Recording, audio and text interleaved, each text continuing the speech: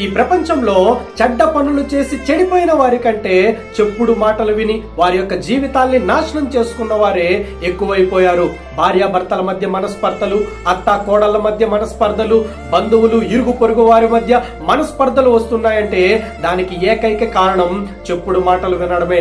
ఆనాడు హవ్వమ్మ కూడా సాతాను యొక్క చెప్పుడు మాటలు విని పొంగిపోయి తినకూడని ఆ యొక్క పండుని తిని తన యొక్క జీవితాన్ని నాశనం చేసుకుంటుంది. తద్వారా తన యొక్క భర్త జీవితాన్ని కూడా నాశనం చేస్తుంది. ఎప్పుడైతే థర్డ్ పర్సన్ మన యొక్క జీవితంలోనికి ఎంటర్ అవుతారో అప్పుడు మన యొక్క జీవితము నాశనానికి అప్పగించబడుతుంది.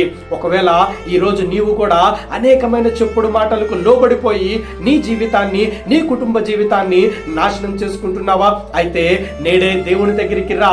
ఆయన నీ యొక్క జీవితాన్ని బాగు చేసి నీ పరిస్థితులను చక్కదిద్ది నీ యొక్క బ్రతుకును మార్చడానికి ఆయన నిన్ను పిలుస్తున్నాడు. వచ్చేద్దాం మన యొక్క బ్రతుకులను